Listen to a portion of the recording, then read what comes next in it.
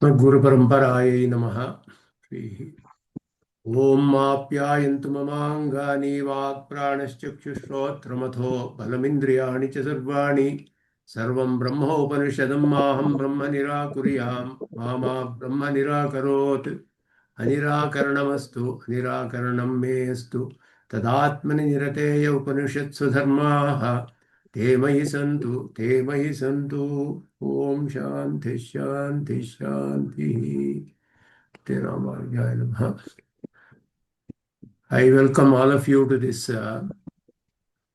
course on Introduction to the Vishistadvaita Vedanta. I have kept the unmute option open, so kindly mute yourselves. If there are any disturbances, then I may have to remove that option to unmute in between. So I request all of you to mute yourselves.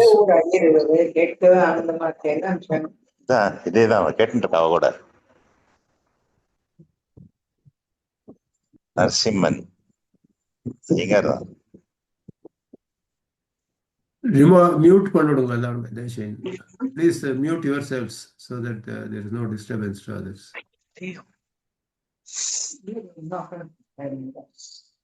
Are you all able to hear me? Yes, sir. Very clearly hearing, sir. Yes, Adiyan. Clear, very clear. Okay. Yes, Swami, totally clear. Yes, Mama. Please mute yourselves so that there is no disturbance. So I am glad to have you all in this course, which is a brief introduction to the Vishistadvaita system of Vedanta, as propounded by various acharyas and established very firmly by Sri Ramanujacharya. And hence it is well known as Ramanuja Siddhanta itself, Ramanuja Darshana itself. So this is a brief course which will give you just a short introduction to the system overall, covering all the aspects of the system of thought, so that the idea is that it should motivate people to further study. Krishnamurti mute பண்ணுங்க. Krishnamurti mute பண்ணுங்க தயவுசெஞ்சு.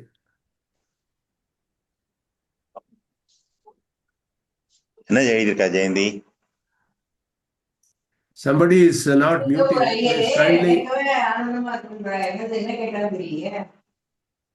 Kindly mute Vishistadvaita. இங்க நரசிம்மன் பேர் போட்டு அவரை பார்த்தா கண்ணு தெரியல, எனக்கு மூஞ்சியே சரியா தெரியல.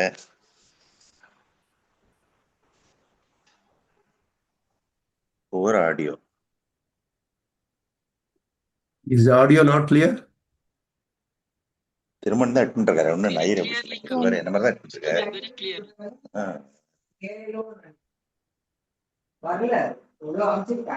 Arati to me, kindly please mute yourself, Mama. I have disabled unmute for all so that there is no disturbance. So I hope the audio is quite clear and many people have told, but still I am hearing some noise. I don't know how, but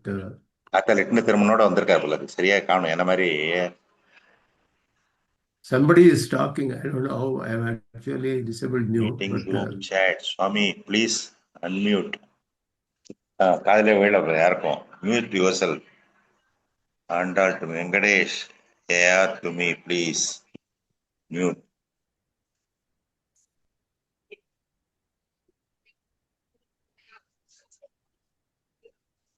I have disabled unmute, but still people are able to mute themselves. I don't know how.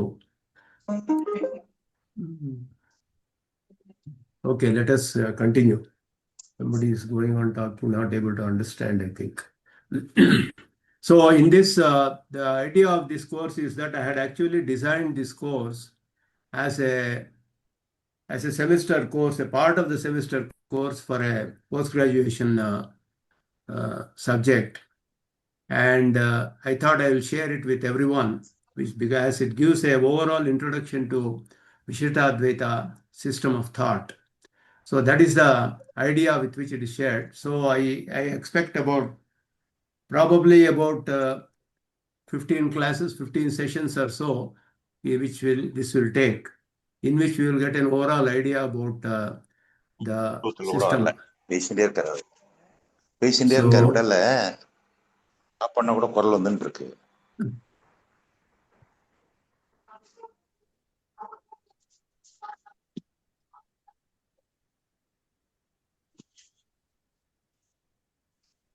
somebody is going on talking, I don't know. Okay. So the expectations from the participants basically is to start with an open mind from everyone, because we are studying a system of Vedanta which is based on the Vedas. And as you know, the Vedas are very difficult to interpret, and that there are multiple views have emerged over a period of time.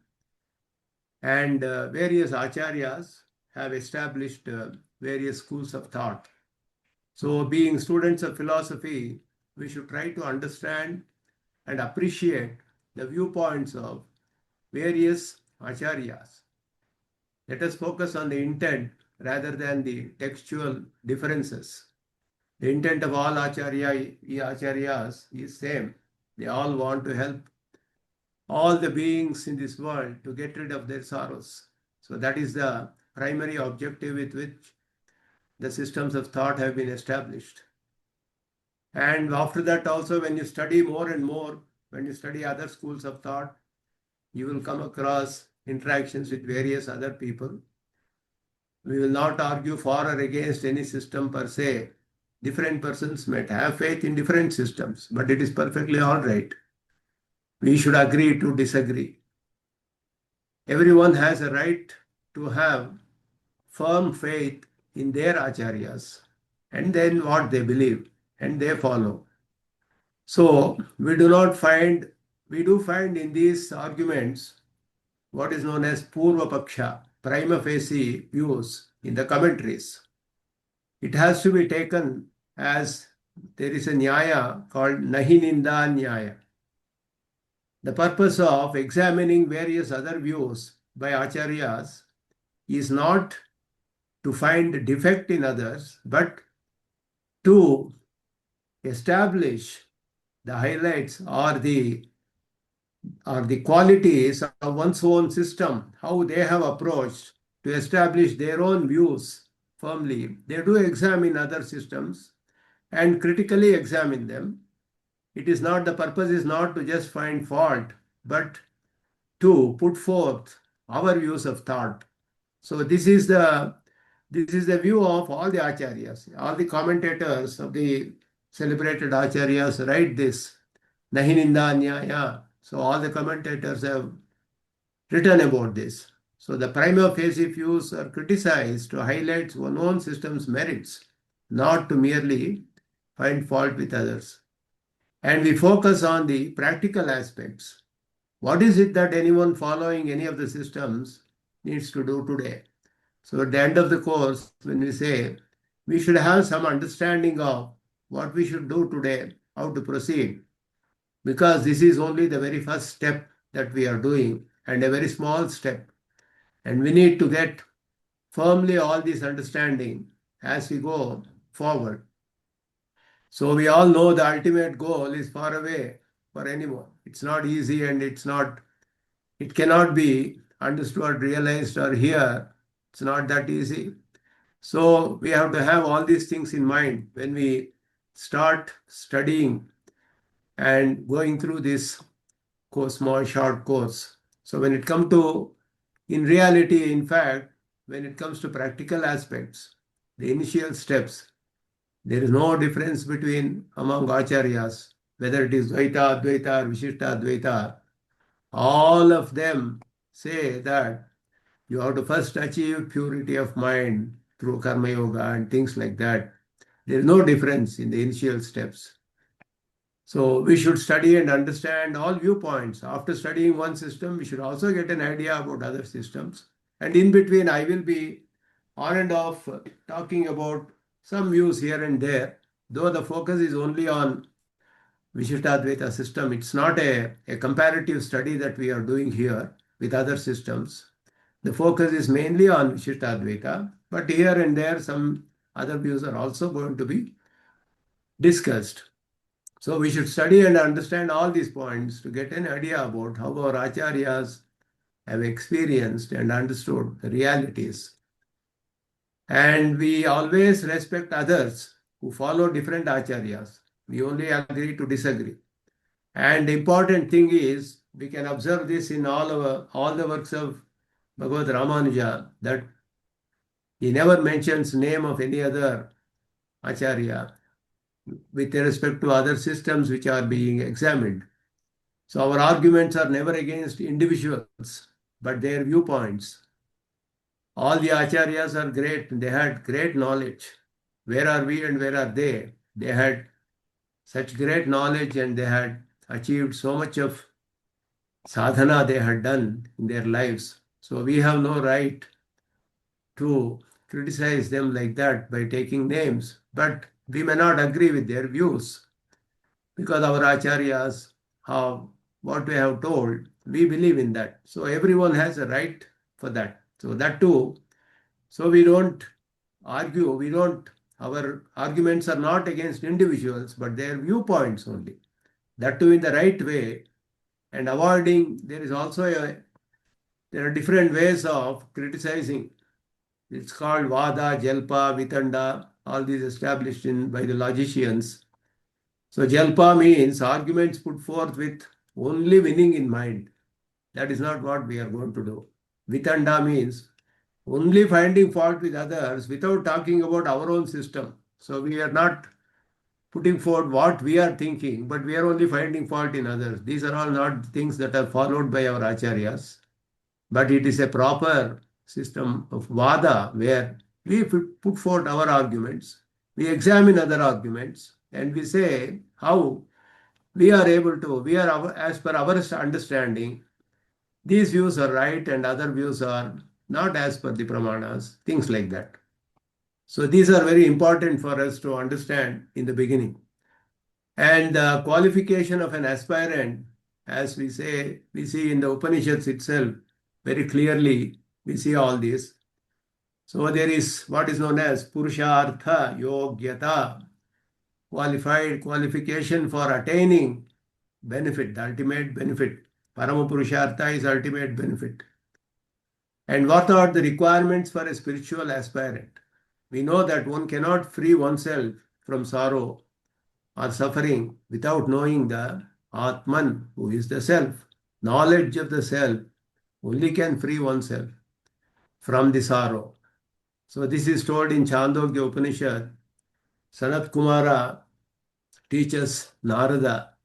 There is a chapter called Bhuma Vidya in Chandogya Upanishad. So Narada approaches Sanat Kumara and tells him that I want to, please teach me. And he says, what have you already learned or understood? Tell me. Then I will decide what to teach you. Narada says everything. He says Rigveda, Yajurveda, Samaveda, Tharvaveda, Nyayam, whatever is there, everything I have studied, he says. Sanat Kumara says, if you have studied everything, what is there for me to teach? And he says, Mantra Videvasmi na Atmavit. And I have heard, he says, I have only understood the words, but I have not experienced it. The words explain about the Atman, but I don't know the Atman. I have studied all the works, but I have not realized. And it is said that I have heard from great people like you, Tarati Shokam Atmavit.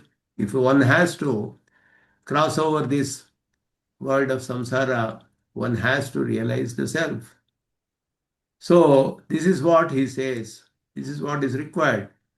And in Brihadaranyaka Upanishad, the great sage Yajnavalkya tells his wife, Maitreyi, who asks him whether he wants to divide his property between his two wives, Katyayani and Maitreyi. So Maitreyi asks, Katyayani is happy with the money, property, and then she goes away. But Maitreyi asks him, what can I achieve with this money? Can I get immortality? She asks. Yajnavalkya says, Amritatvasya tu na ashasti vittena. One cannot even think of it.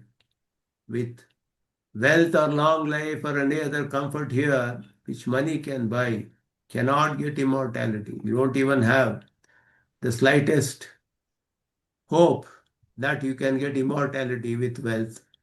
Then she says, then I don't want all that. You teach me about the Atman. And he teaches very happily.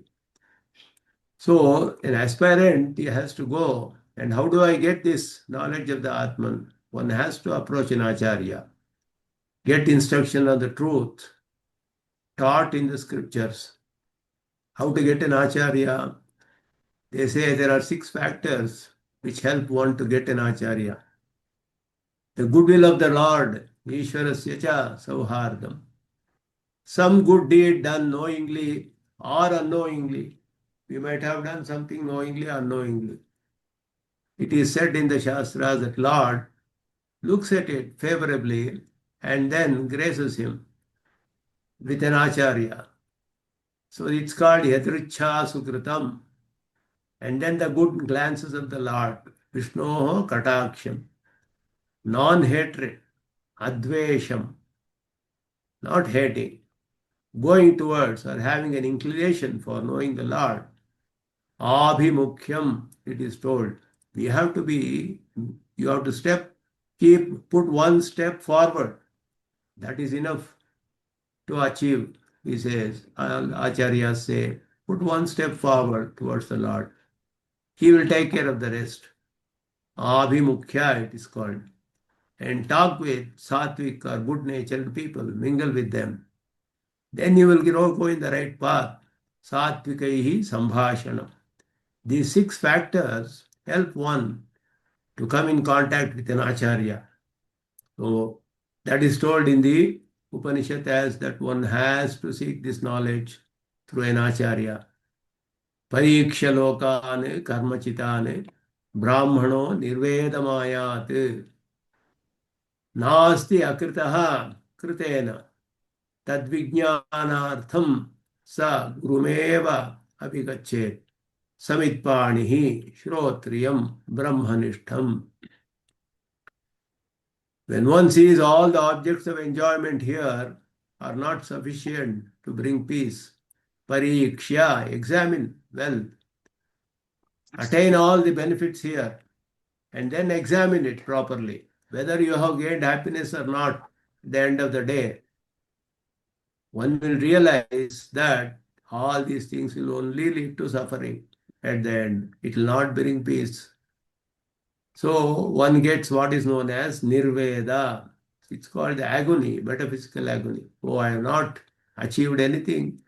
I don't have peace of mind. What is the use of having all this money, comforts, and everything? There is no use. So he gets utterly disappointed with all that. And then this makes one a true aspirant of spiritual knowledge. Then he says, I want to attain that which will give me the real peace of mind. And that is actually the knowledge of the self. Only can give you that. So for knowing the truth of the Atman, one must approach a preceptor. This is the Shruti ordains one. Gurumeva abhigachet. He has to approach an acharya. Otherwise, he will not understand. This is the view of all the acharyas. All acharyas say that even if one is a great scholar, is capable of interpreting meanings of scriptures by oneself, one has to approach a preceptor. Shankaracharya also says this very clearly.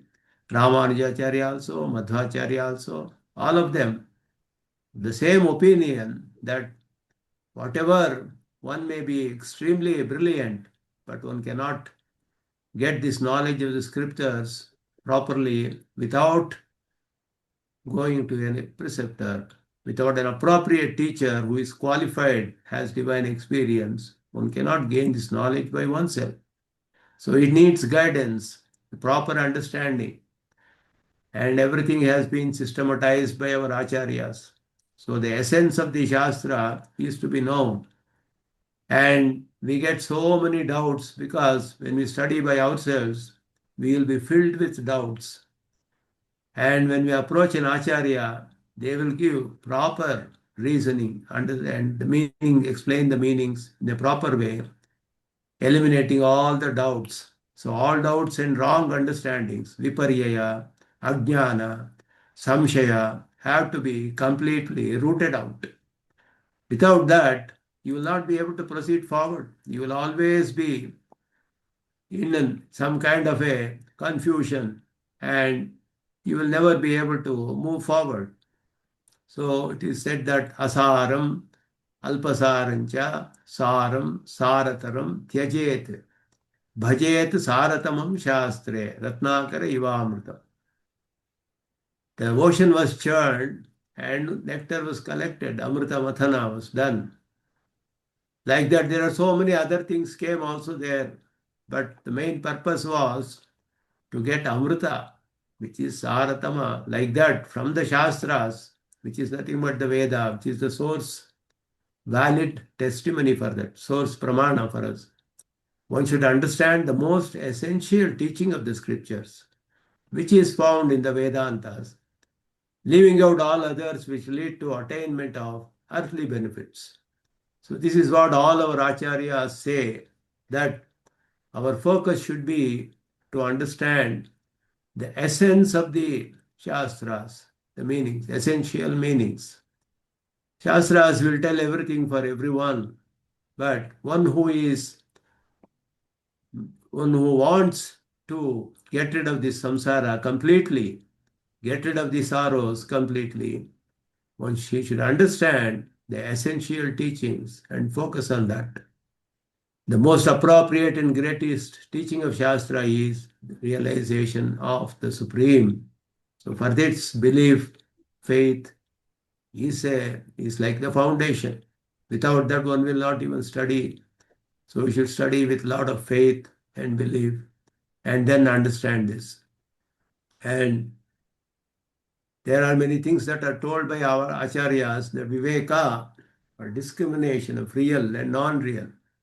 That's very important. Viveka jnana. Nitya nitya vastu viveka. Shankaracharya says. This is told by everyone. Viveka, vimoka, abhyasa, like that. So this viveka is understanding the right from the wrong, the real from the unreal.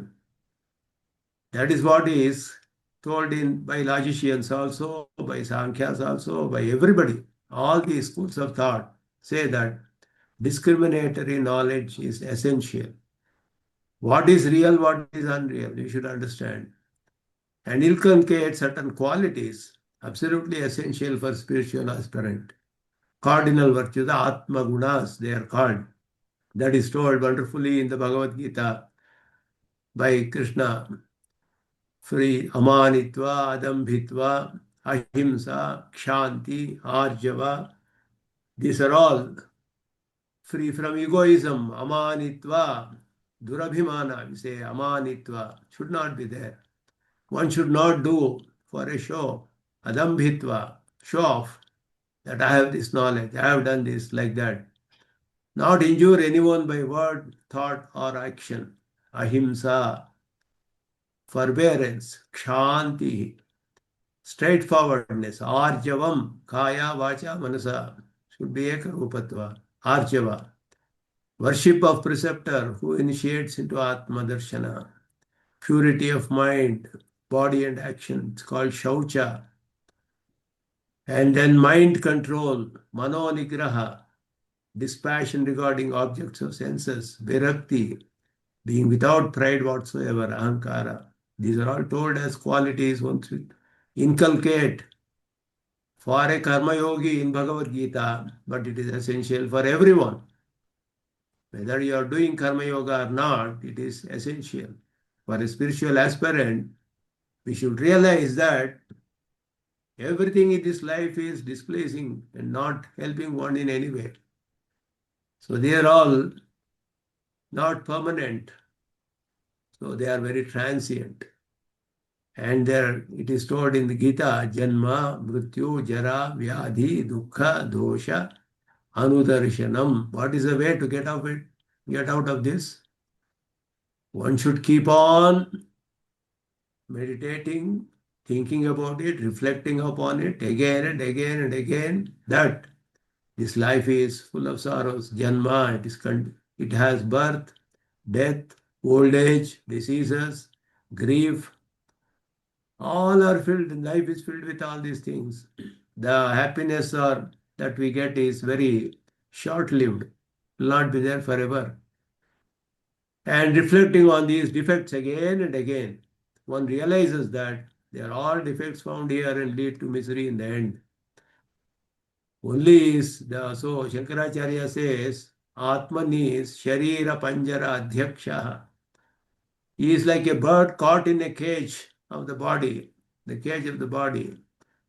He is like a bird imprisoned in the cage of the body and is unable to realize, free himself. So this is what will only help us to get rid of this sorrow. So on account of Viveka, that is a discriminatory knowledge, one gets virakti, dispassion in life. Clear discovery of misery and vanity of the world on hand can only help one to move up. Otherwise, we will be immersed in earning money only in these short-lived pleasures.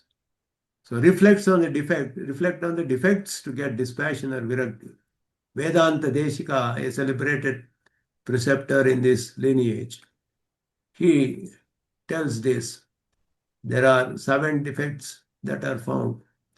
Alpatva, everything is little. Asthira, not long-standing. So they are all evanescent. Dukkha Moolatva, it emanates on account of sorrow only. Dukkha Mishra, mixed with sorrow. Dukkha Udarka, it leads to dukkha again and again, sorrow only. If we actually sit and examine ourselves, we find that life is all like this only.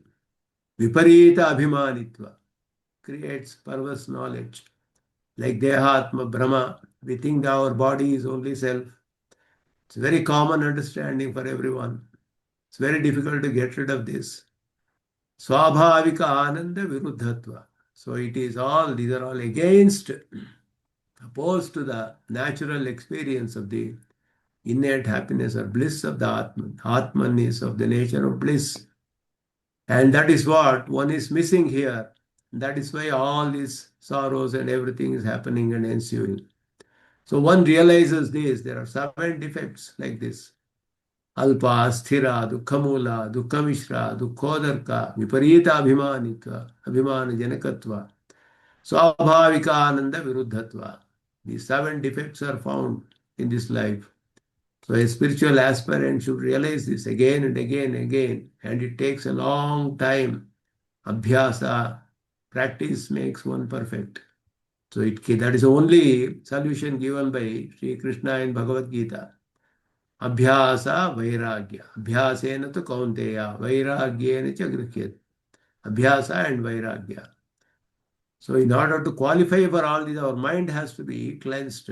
We need to develop concentration. They can be achieved with Karma Yoga, Bhakti Yoga, Prapatti, and all these means are taught in the Shastras. It's common to all Acharyas. Initially, all Acharyas state that worshipping the deity Narayana with love is very much necessary. So for all the 3 Acharyas, it is common. Initial steps are only Narayana is the Paradeva. Everybody accepts all the 3 Vedantis. And initially, worshipping Narayana and getting his grace. One may say it is for purification of mind, another may say it is for liberation itself. But the first step is this, there is no difference in that. Only a very rare one would get to attain this by birth or very early in life. It is possible. Some people may get, because of their Purva Janma, Punyas or Sukritas, they may get very early in life this kind of a mindset, purity of mind. It is possible.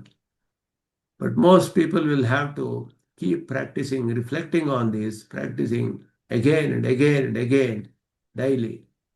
And then understand knowledge. So this is a very brief understanding. With this very brief understanding, let us proceed to study the Vishistadvaita system of philosophy propounded by our great acharyas, established authoritatively with Prasthana Traya Bhashyas, that is, commentaries on the three major systems, that is, the Vedas and the Brahma Sutras and the Bhagavad Gita, which is a very important, valid testimony.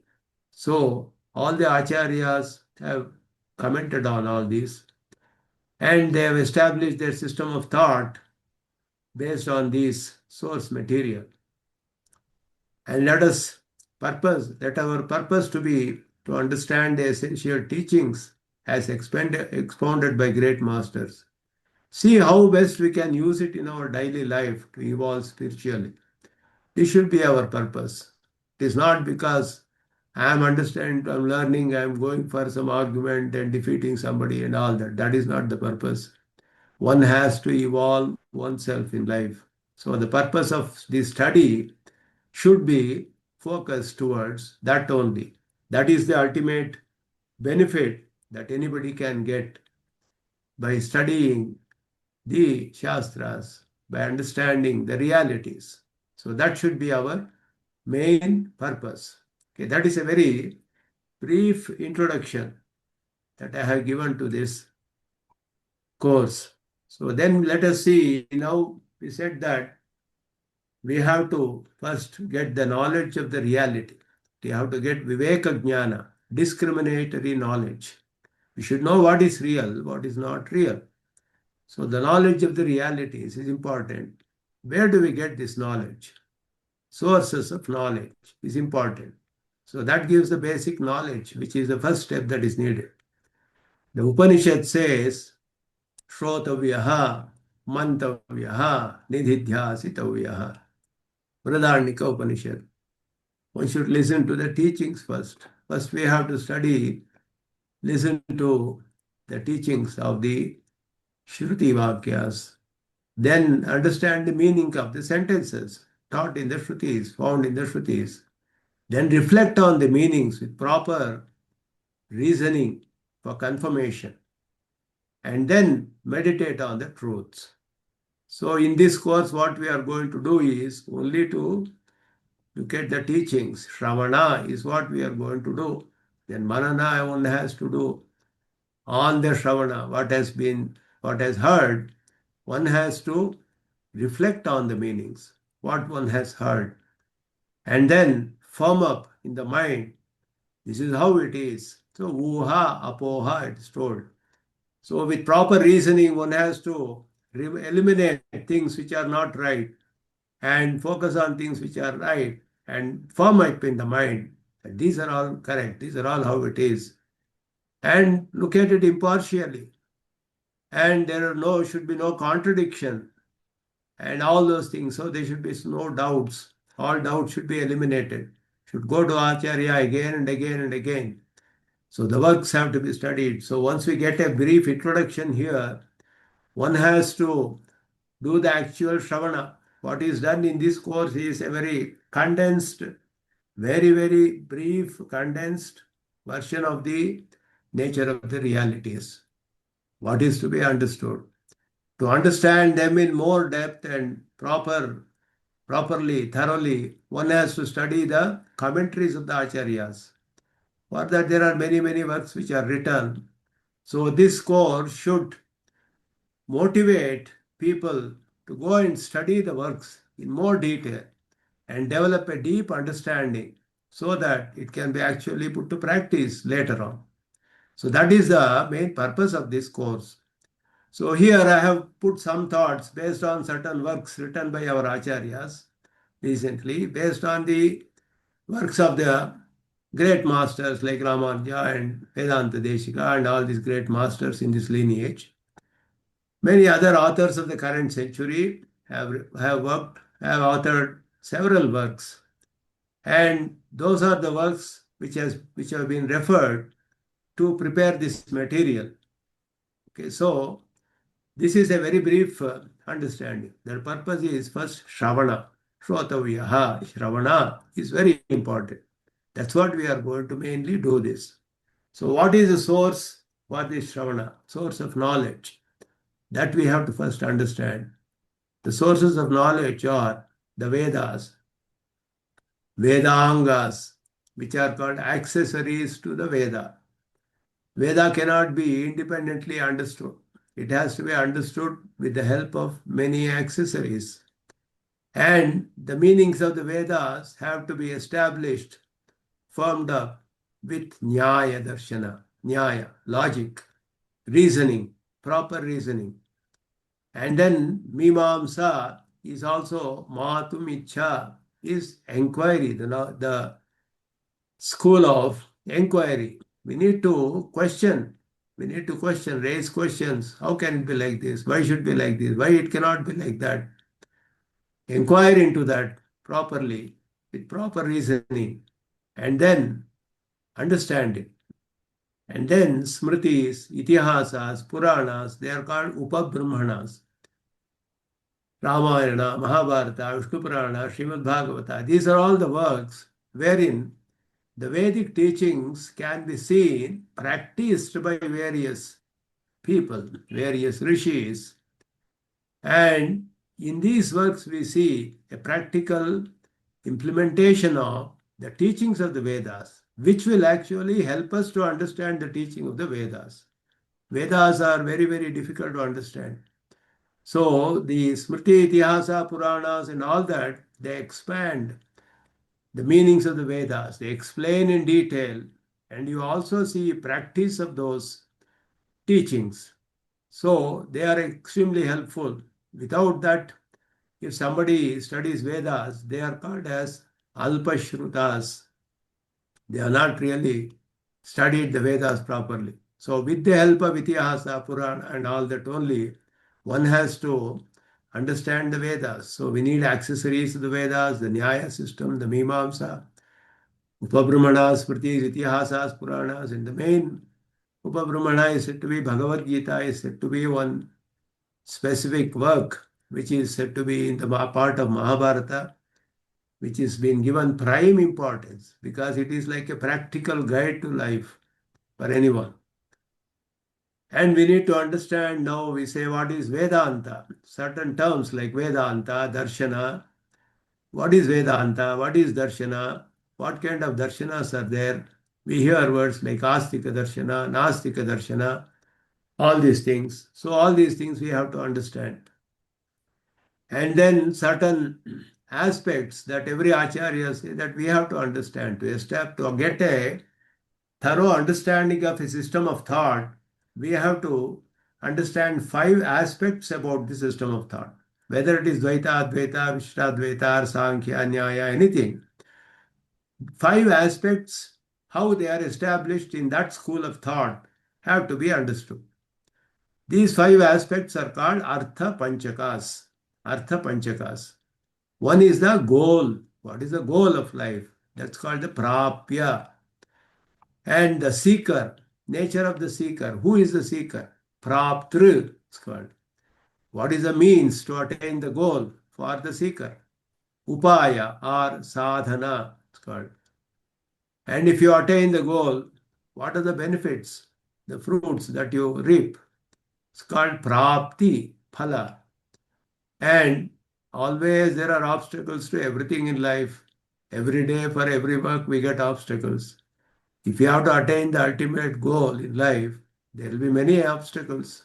That also we have to understand so that we have to avoid them. We have to win over them. So, prapti virodhi. These are the 5 aspects which are called Artha Panchakas. Every school of thought will define this as per their understanding. Great acharyas like it can be either Kanada or Kapila or Gautama Rishi or Jaimini, Badarayana, all these great acharyas. And then later on Shankaracharya, Madhvacharya, Ramanujacharya, all these acharyas, Bhaskaracharya, they have all tried to understand from the sources of knowledge these 5 aspects. And based on their own experience, they have put to practice. They have realized gains. They have reaped immense benefit from them. And they have put their thought, their experiences in their works. So there could be differences today over a period of time. A lot of thoughts have evolved with further again and again, and people have always inquired, questioned. That is a Mimamsa system which has evolved, which has led to refining of thoughts over later period of time, and various other views have emerged.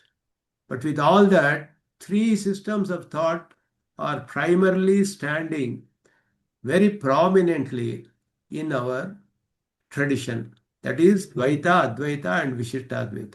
All other school of thoughts can be said to be accessories of these. There are no independent schools of thought other than these three that we see today in the Vedantic system. So these are primarily three prominently standing. They have sustained thousands of years. Still today you see practitioners of all these schools of thought. Some of the old schools of thought, you don't see practitioners today, but these three Vedantic systems, which are based on the main source of knowledge, Vedas, in our tradition, they have stood the test of time. They have given benefits to beings all over the world. So, to understand any darshana or any system of thought, these five things we have to understand. So, in the Vishistadvaita system, how these are defined, that we are going to understand later. And there are generally 6 darshanas which are well known in the Indian system or tradition, that we get a brief understanding of that. And then we go to the pramanas, that is, what are the means through which we get the right knowledge. Okay, the source of knowledge is there. And then to get the right knowledge, here also we have to understand there are things which we see in this life here, and there are things which are sensory, which are super sensory. Some things, what are the means to understand the sensory objects? What are the means to understand the super sensory objects? These are all the pramanas. Pramana means that which gives you the right, valid knowledge about something. So, Pratyaksha, Anumana, Shabda, these are primarily understood accepted by all. Apart from that, some school of thoughts accept some more independent pramanas called Upamana, Arthapati, Anupalabdhi, and all that. We will get a brief idea about all these things in the course of time as we go. So the main sources of knowledge, the Hindu scriptures, what we say, the Vedas are of course the primary, Rig Veda, Yajurveda, Samaveda, and Atharvaveda, well known. And there are Upanishads, which are a part of the Veda only, but they are known as the Vedanta because they give the ultimate conclusion of the Vedas. Anta means Nirnaya. The final conclusion is Anta, it's called. So Vedanta means the Anta of the Vedas, the Nirnaya, the decision, the final conclusion of the Vedas. What is that? The ultimate, the most essential teaching of the Vedas is told in the Vedantas, which are called Upanishads, which are very much an integrated part of the Veda. So there are many Upanishads. 108 Upanishads are there, out of which these are prominent Upanishads, which are commented upon by our Acharyas. Brihadaranyaka, Aitareya, Taittiriya, Kataka, Kena, Mundaka, Mandukya Upanishad, Chandogya Upanishad, Pratnopanishad, Ishavasya, Kaushitaki, Shvetashvatara, Maitrayani. These are all the various Upanishads. And then the Vedangas are there. 6 Vedangas are there. So, Shiksha, phonetics, Vyakarana, grammar. Yes, the slides will be made available to everyone after the class. Kalpasutra, rites, rules and geometry and all that. Jyotisha, astronomy, Nirukta, etymology, Chandas, the meter. These are called the Vedangas. We will talk about it briefly later on. each one of them. And then the Itihasa, Ramayana, Mahabharata, etc. And then the Dharma Shastras, Manu Dharma Shastra, Manusmriti, Yajnavalkya Smriti, Apastamba Dharma Sutras, etc. The Agamas are there, Pancharatra Agama and all that, Shaiva Agama, Shakta Agama. Upavedas are also there, Arthashastra, Ayurveda, Gandharva Veda and all that. And the Darshanas evolved from these sources, Nyaya Shastra, Vaisheshika, Sankhya, Yoga, Mimamsa and Vedanta. These are called Shad Darshanas. 6 major systems of thought which have evolved based on all these sources of knowledge. And Puranas, of course, 18 Puranas are very famous. Brahma Purana, Brahmanda Purana, Padma Purana, Vishnu Purana, and all those things. These are all the sources of knowledge. Our authors, our acharyas have commented, picked verses from all these valid means or sources of knowledge. In various commentaries, you can see they quote profusely from all these sources. All the Puranas or Dharma Shastras, Itihasas, Upanishads, all these things, they quote profusely from all these works. They have studied all these works in detail. Today, for us, it's very, very, very difficult to study all these. The Mahabharata has 1 lakh shlokas. Who can remember all of them? Though we have all the tools like computer to search and get and all that, but our acharyas had all of them in their fingertips. They quote profusely from all these works. Ashtadashi Puranas, 18 Puranas, from Bhagavad Gita, from Mahabharata, Srimad Ramayana, Bhagavata, Vishnu Purana, to substantiate what they are establishing and to explain the meanings of the Vedas in more detail, thoroughly, properly, without contradiction. They support the Vedic thoughts with all the examples taken from various other Puranas, Itihasas, Dharma Shastras, and all that. So, these are all sources of knowledge that the systems are based on. And among that, the Vedas are the ultimate in our tradition. Vedas are accepted by all. So Vedas are the 6 darshanas, the Indian systems of thought. They all accept Vedas in some way or the other. Some of them may give primary importance, some of them may give secondary importance, but they do accept. So Vedas are, the traditional view, impersonal. They are called apaurusheya. They are not created by anybody, is the traditional view. And there are various ways by which that is established. The Vedas themselves say in many ways. Jaimini Maharshi, who established the Purvamimamsa system, he establishes the impersonality of the Vedas and the eternality of the Vedas very effectively through his works. Purvamimamsa Shastra it's called. So traditionally the view is that they are impersonal and eternal, nitya, apaurusheya. They are not created by even Brahma, Chatur, or Ishvara, or Param Brahma, or Narayana. He did not create the Vedas. They are establishing eternally, they are existing eternally, and they are impersonal, so they are defectless. If anything is created by any person, maybe he is a rishi, it can have defects, because all sentient beings within this Prakriti Mandala, in this world, they can have defects. They have Rajas, Tamas, and Sattva, Rajas, Tamas, 3 qualities. They are associated with matter, Prakriti. So they get influenced by all these qualities of the matter. And there is a possibility of defect coming in some way or the other, knowingly or unknowingly, whatever it is. But the Vedas being impersonal, not created by anybody, they are completely defectless. This is the traditional view. The modern philosophers, of course, they try to date it between 1500 and 6000 BC. And many of the Western scholars have also opined that Even if you spend 1000 years, you cannot establish the date of the Vedas. They say it is impossible to establish the date of the Vedas. Even modern philosophers, Western philosophers, they all say. But based on various astronomical aspects and so many things, they try to establish some date, which is itself is 1500 to 6000 BC, like that. That is also one view, the modern view. And the Vedic mantras are very, very difficult to comprehend. And the accessories of Vedas are to be used in the interpretation of the Vedic hymns.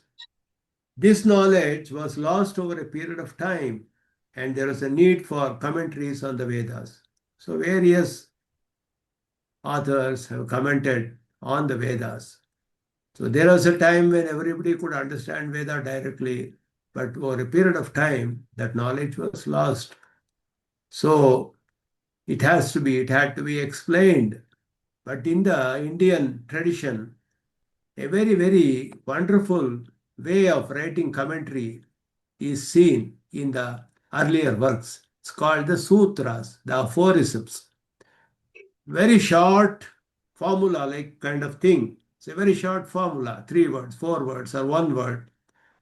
They are all syllogisms. According to, as the logicians establish, it's called a syllogism. So it's called the first term, second term, middle term, and all those things like the Western logic or the paksha, sadhya, hetu, all those things. So they are present in very cryptic form. So at that time, people could understand these sutras, but over a period of time, even that was lost. People could not understand. So on the sutras, commentaries had to be written. So initially, you see commentaries on the Vedas and the commentaries on the Upanishads specifically, both were written. Jaimini and Badarayana wrote explained the essential meanings of the Vedic mantras, resolving apparent contradictions. This is a very great contribution they have done in providing more clarity where needed. And they showed very effectively that there is a system, proper system defined in the Upanishads. So you find the knowledge, you find the nature of the reality, the nature of the means, the nature of the goal, tattva, hita, purushartha. This is present in a very systematized way in the Upanishads. It was shown very, very effectively by Badarayana. He wrote very few sutras for the Upanishads. Anywhere around 500, 600 sutras, that's all. The numbers may differ among the acharyas, but within, let's say, 550 or 600 sutras, he could resolve all the difficulties in all the Upanishads. Even today, nobody has found a fault in Badarayana sutras. All acharyas accept it as complete authority. They don't say that Badarayana has left out this doubt for us. No. He has clarified everything that we need to know from the Upanishads in such a short work, 500, 600 sutras. Most wonderful. Jaimini had to write more sutras, about 4,000 sutras, because please mute yourself. Somebody has unmuted and we are hearing disturbance. Please mute yourself. So Jaimini had to write more sutras, about 4,000 sutras, because he explained the earlier part of the Vedas. More about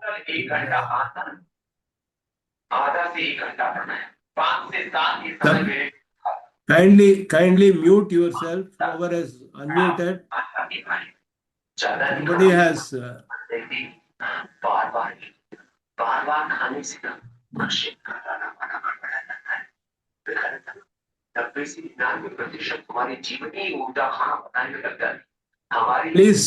please mute yourself.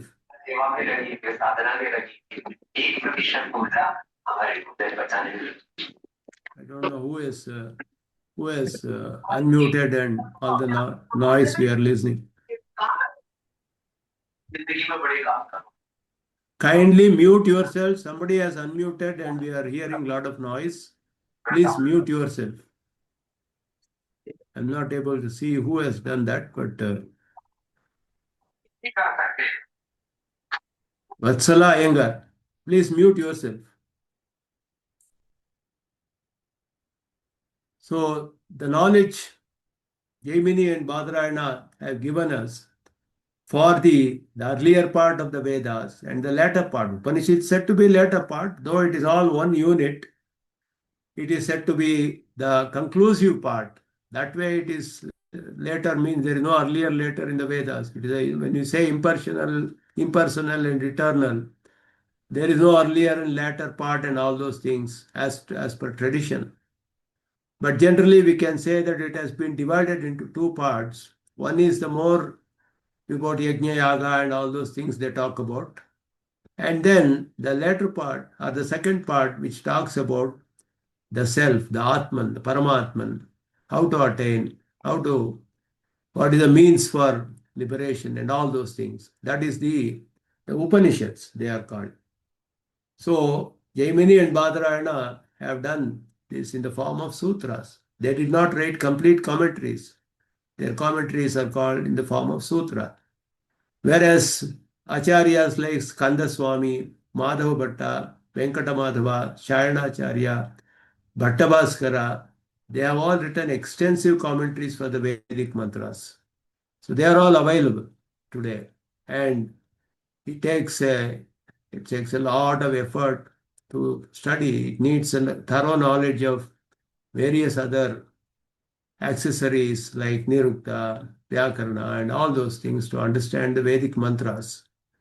So this is about the Vedas, how difficult it is. So the Veda has two parts. We say the ritualistic part or the Karma Kanda, it's called, where all the Yajna Yagadis and all are found.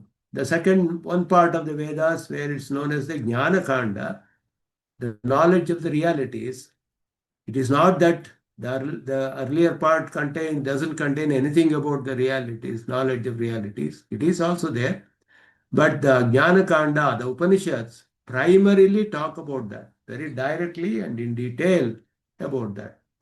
So the Karma Kanda is divided further into Samhita, Brahmana, and Aranyaka. And then this is, for all these three, the commentary in the form of sutras were written by Jaimini. It's called the Purvamimamsa Shastra. And then the Upanishads were commented upon in the form of sutras by Badarayana or Vyasa, Krishnadvaipayana. They're all the same in the form of sutras. So these two put together is said to be one Shastra. Mimamsa is one Shastra. Because they both together explain the Veda, which is one. Veda has everything. So it is one Veda. So the Veda meanings are explained by two great acharyas, Jaimini and Badarayana. Jaimini is a Shishya of Badarayana, student of Badarayana, as found in the Mahabharata. So this is about the Vedas. And then we go further and then study. There are more aspects in this, when the sources of knowledge. So we just touched upon a few things today. The qualification of the aspirant, what kind of mindset we should have to go and study. This course is a very brief introduction, and not that it is going to be in great detail or something. It's a very short course, but it will give you a glimpse into all the aspects of the Vishistadvaita Vedanta.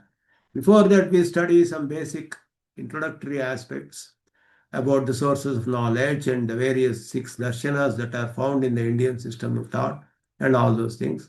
And then they go into the Vishistadvaitic system.